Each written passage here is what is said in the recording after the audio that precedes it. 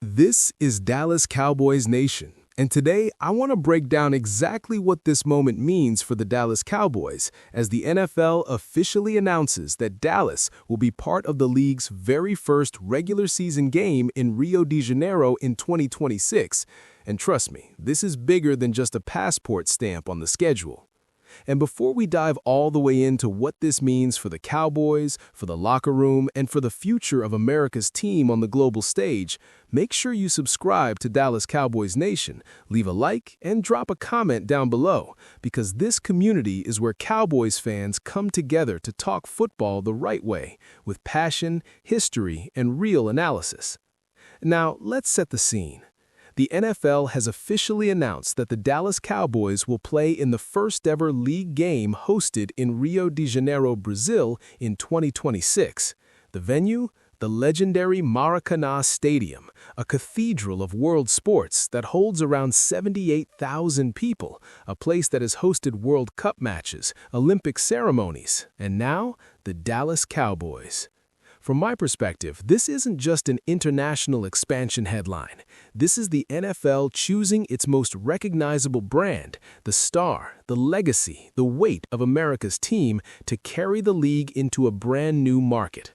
Because when the NFL wants to make a statement, it doesn't send a random franchise. It sends Dallas. It sends the icon. It sends the team that represents football tradition the way the Yankees represent baseball. And that matters. The league has been building toward this for years. We saw the first Brazil game in Sao Paulo back in 2024 when the Eagles beat the Packers, then again in 2025 when the Chargers took down the Chiefs, and now Rio becomes the next stage with at least 3 regular season games planned there over the next 5 years. But Dallas being the first team to play there, that's intentional. And what I see when I look at this Cowboys team right now is a franchise standing at the intersection of past and future. Because the Cowboys aren't just carrying helmets overseas, they're carrying history. This is the same franchise that built its legend in the dynasty years, the Super Bowl tradition of the 70s with Roger Staubach, the dominance of the 90s with Troy Aikman, Emmitt Smith, and Michael Irvin. This is the team whose star logo is recognized globally. And now that star is going to shine under the lights of Rio. Just imagine the atmosphere. AT&T Stadium is already one of the loudest, most visually overwhelming places in the NFL. That massive video board, the sense of spectacle, the feeling that every Cowboys home game is an event. Now take that energy and drop it into Maracanã, a stadium built for global passion. Brazilian sports culture is intense, emotional, non-stop. So from my opinion, the Cowboys aren't walking into a neutral environment. They're walking into something electric. And the opponent hasn't even been announced yet, but you already know what the NFL is thinking. If they want fireworks, if they want ratings, if they want global headlines, you start circling NFC East rivalries immediately. Philadelphia Eagles, New York Giants, Washington Commanders, because those rivalries don't just live in Dallas, they live in the identity of the league. Cowboys, Eagles, and Rio would feel like football theater. Cowboys, Giants would feel like tradition colliding overseas. Cowboys Commanders would bring that old-school bitterness into a brand-new setting. And I don't think that gets talked about enough. The Cowboys don't just play games, they play narratives. Now, tactically, what does this mean for the team? Well, it's likely going to be early in the season, similar to how the Sao Paulo games were scheduled on Friday of Week 1 in both 2025 and 2026. That means the Cowboys could be opening the year internationally, and that's not nothing. Early season games are fragile. Timing isn't perfect yet. Offenses are still finding rhythm, defenses are still sharpening communication, and travel changes everything. From my perspective, the Cowboys' preparation will be as important as their talent, because when you're flying across continents, adjusting to time zones, dealing with unfamiliar stadium setups, discipline wins, coaching wins, structure wins. And that brings us directly to Mike McCarthy.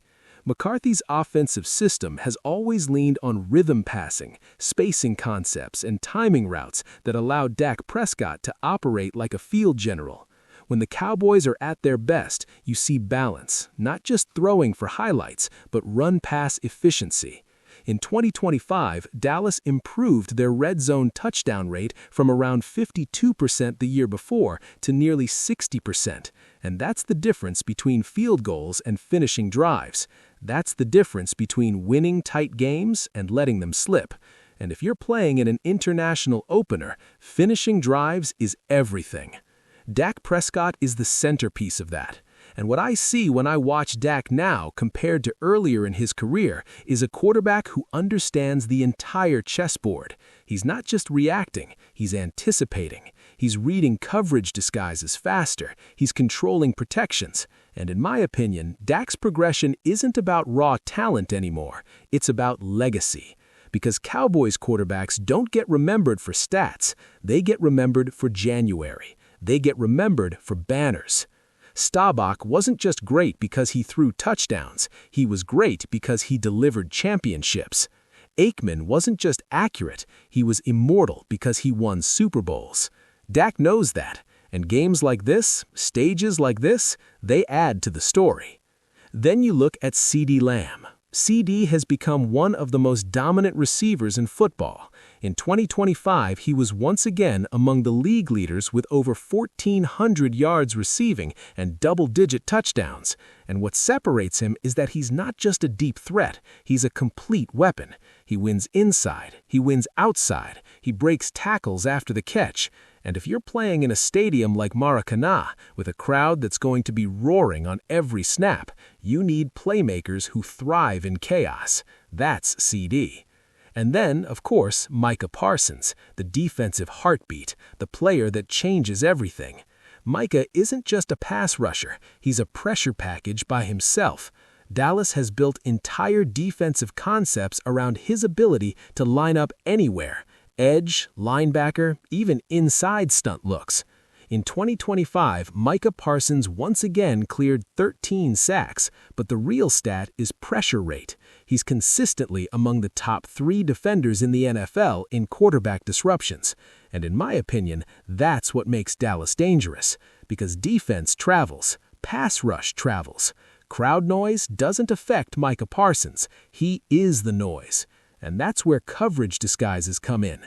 Dallas has leaned more into rotating safeties late, showing one-high shells and dropping into two-high, forcing quarterbacks to hesitate for half a second, and half a second is death when Parsons is coming. Now, I want to bring in a quote that really captures how the league sees this. An anonymous NFC East scout reportedly said, if the NFL is planting its flag in Rio, Dallas is the obvious choice. No team carries brand weight like the Cowboys, and no defense is more terrifying to face on a big stage than one led by Parsons. That's real. That's respect. And it's also pressure. Because the Cowboys don't just get quietly participate, they get spotlighted. Another perspective came from a Cowboys season ticket holder since the 1970s, who said, I watched Staubach bring magic, I watched the 90s dynasty, and now I'm watching the Cowboys become global. It's unbelievable, but the mission is still the same, win the whole thing. That right there is Cowboys DNA. Global stage or not, it always comes back to Super Bowls. And then Hall of Fame analyst Pat McPherson put it perfectly. The Cowboys are the league's most historic modern franchise. Playing in Rio isn't a gimmick. It's the league reminding the world who the face of football is. That's what this is, a reminder. Now, looking forward, this international game is part of a massive NFL expansion. In 2026, we're getting first-time international series games not just in Rio, but also Melbourne and Paris, while continuing the rotation in London, Madrid, Mexico City, and Munich. Football is becoming global, and Dallas is positioned to be at the center of it.